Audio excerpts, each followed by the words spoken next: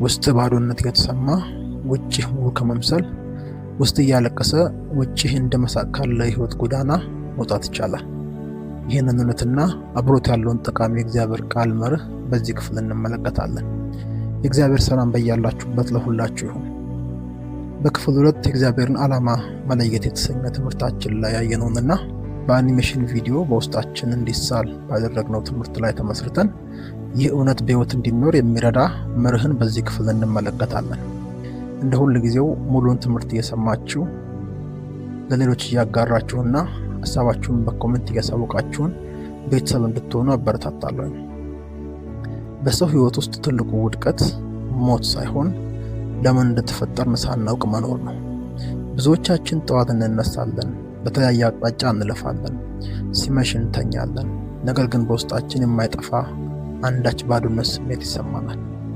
ልክ የአካል ክፍላችን ላይ ሊደረስበት የማይችል ቦታ ሲያሳክክ እንደሚሰማ አይነት ስሜት ነፍሳችን የሆነ የጎደለ ነገር እንዳለ አብዝታ በውስጣችን ትጮኻለች። ዛሬ የምንነጋገረው ይህን የውስጥ ረሃብ እንዴት ምላሽ መስጠት እንደምንችልና እውነተኛ ማንነታችንን እንዴት አውጥተን እንደምንኖር ነው። አንድ አስደናቂ እውነት አለ። ዓለም ሳይፈጠር በፊቱ እኛ የታሰብን ትልቅ ፕሮጀክቶች ነን። ድንገተኛ አጋጣሚ አይደለንም። የታቀድንና የተፈለግን ድንቅ ፍጥረቶች ነን። የኛ ብቻ የሆነ እና ለክብራችን የተዘጋጀ ህይወት አለ። ሆኖም ብዙዎች የሚኖሩት የራሳቸውን ህይወት ሳይሆን የሌላን ሰው ቅጂ ነው። ማህበረሰቡ የጥሩ ነው ስላለም ብቻ በዛ እንሮጣለን።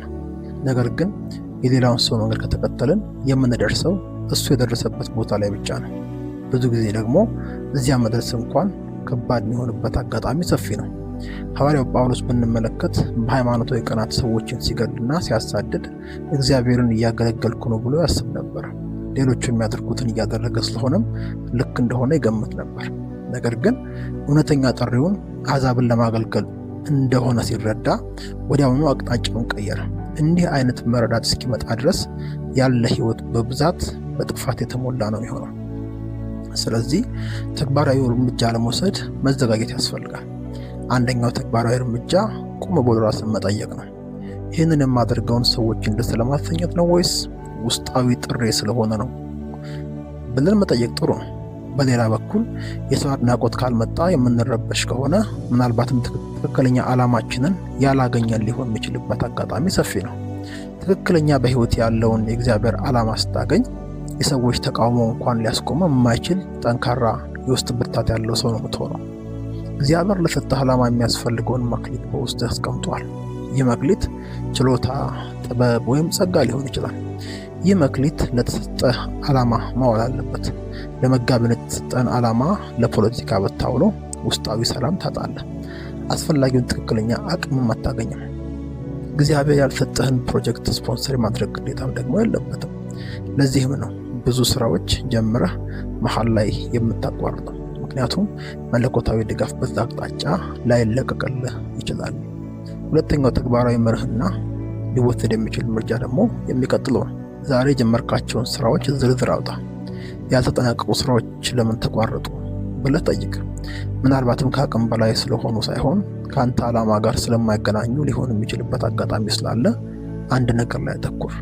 ማርታ በብዙ ነገር ስትባክን፣ ማርያም ግን በጥቂት ወይም በአንድ ነገር ላይ ትኩረት ሰጥታ ከጌታ እግር ስር መቀመጥን መርጣ እንደነበረ ሁሉ እንዲሁ ፎከስን አንድ ነገር ላይ ማድረግ ጠቃሚ ይሆናል። በሌላ በኩል ዓላማውን ያላወቀ ሰው ወይ ትላንትና ላይ ተጣብቆ ይኖራል፣ አሊያም ስለ ነገ ተጨንቆ ዛሬን ይገላል። ትላንት እንዲነበርኩ እያሉ መመካት የዛሬ ሩጫ ያዘገየዋል። ጳውሎስ በኋላ ያለውን እየረሳው የሚለው ለዚህ ነው። በሌላ በኩል ስለ ነገ ከልክ በላይ መጨነቅ የእግዚአብሔርን መሪነት አለማመን ጭምር ሊሆን የሚችልበት አጋጣሚ አለ። እግዚአብሔር መርቶ ወደ ምድረ በዳ ካወጣ በምድረ በዳ መና የማውረድ ኃላፊነት እንዳለበት ያውቃል። ስለዚህ ሶስተኛው እና እጅግ አስፈላጊው ተግባራዊ መርህ ይህ ቢሆን ያዋጣል። ስለ ነገ በጭንቀት መተንበይ አይጠበቅብህም። ነገን የያዘው አምላክ መያዝ ግን ይጠበቅብሃል። ዛሬ ማድረግ ያለብህን በታማኝነት አድርግ። ዛሬ በዓላማ ውስጥ ከሆንክ ነገ አስቀድሞ የተዘጋጀው በመሆኑ በዓላማ ውስጥ ለመቀመጥና ለመቆየትህ ዋስትና ስለሚሆንልህ። በሌላ በኩል ምናልባት ዘመን ያልፈዋል፣ እድሜ ሄዷል ትል ይሆናል። ነገር ግን እግዚአብሔር ተምችና ኩብኩባ የበሉትን ዘመን እመልስላችኋለሁ ብሎ በቃሉ ተናግሮ ያውቃል። እርሱ ዘመንን የማደስ አቅም አለው። ስለተበላ ዘመን መጨነቅን ተውና ዛሬ ቆም ብለህ በህይወት ውስጥ እነዚህ ምልክቶች ፈትሸ ተግባራዊ እርምጃ ለመውሰድ ራስን አዘጋጅ። የውስጥ ሰላም አለ ሆይ? መክሊትን በትክክለኛ ቦታ እየተጠቀምክ እንደሆነ ይሰማሃል ወይ? ከሰው አድናቆት ይልቅ የእግዚአብሔርን ደግ አደረክ ባይነት ትፈልጋለህ ወይ? ከዛሬ ጀምሮ ጌታዊ እንድኖር የፈለግከውን ህይወት እንድኖር እርዳኝ ብለህ ጸልይ። ደግሞ ወስን። ፍጥረት ሁሉ ያንተን መገለጥ በጉጉት ይጠባበቃል። አንተ ስትገለጥ ሌላው ያርፋል። አንተ ዓላማህን ስትኖር ትውልድ ይባረካል። ቀጣይ ወሳኝ ሀሳቦችን በመጪዎቹ ክፍሎች እንመለከታለን።